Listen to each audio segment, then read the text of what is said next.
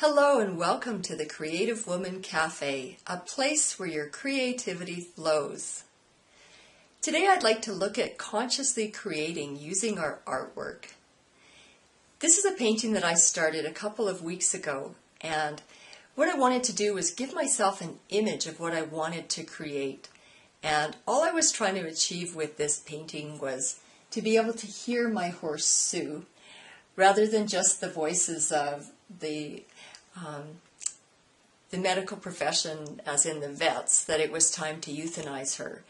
And I really wanted to make the right decision for Sue. I didn't want to just do what other people told me to do, because that's been one of my things in the past. I tend to do what other people think I should do instead of what I think I should do. So this painting was a way to change all of that and really hear from Sue. And I was feeling a lot of pressure to euthanize her, so I wrapped this snake around my legs, showing the pressure, but was waiting to hear from her.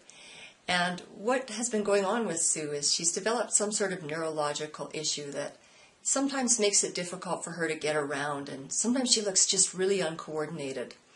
So because I'd see her looking uncoordinated, I always had this fear that really started to grow out of control, but my fear was that she would lay down and not be able to get back up. And that's why we had to euthanize her mom at age 32, as she just lost the ability to get back up. And with seeing Sue look uncoordinated, this fear just really started to grow. And ironically, as uncoordinated as Sue was, she wasn't having any trouble getting up, until I think my worry just caused that to happen. And about 2 weeks ago, she started not being able to get up. So I was totally eaten up by this negative emotion, and the whole thing kind of spiraled downward with me. And I also got very sleep deprived, because now I was setting my clock for every 2 hours to check her and see if she was down, and I didn't want her to just lay down and freeze in the snow. So then I had my painting class, and I went to my painting class, which I hadn't been doing, but as it turned out, there was someone here that could keep an eye on Sue. So I was able to go to my class, and just the process of painting shifted me into another space. And when I went to bed that night, I had the thought, what if I could visualize Sue as being able to get up easily and walk through the pasture and graze? And that felt good, so I thought about that, and I tried to charge it with as much positive emotion as I could muster. And then I went to sleep, and when I woke up, it was 3 o'clock in the morning, and I looked out the window, and sure enough, Sue was laying down, and my heart just sunk. Because every time she was laying down, the fear would creep in that this will be it. You'll have to euthanize her. You won't be able to get her up.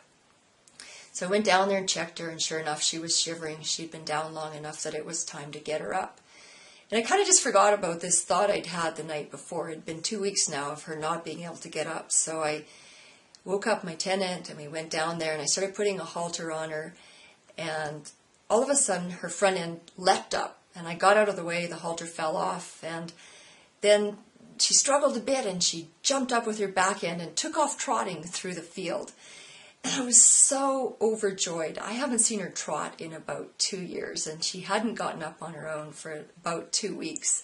So I was just so happy, and then I thought, you know what?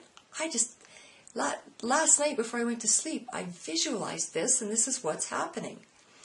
Anyway, the next morning when I woke up, sure enough, Sue's behavior had radically changed. She was still moving around the pasture. Now she was even digging holes in the snow and grazing, and she actually hasn't had any trouble getting up since then.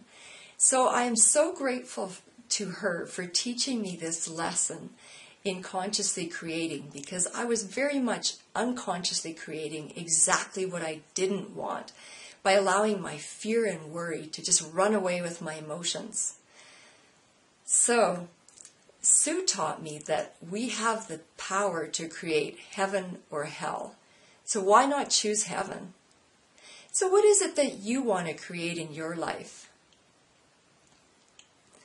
And if you don't know, that's perfectly okay. Because if you start creating just anything, it will connect you to your higher self.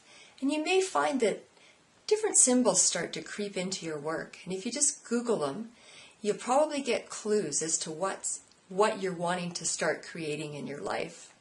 So that's what we're going to actually look at in this next video series, is consciously creating the life of our wildest dreams.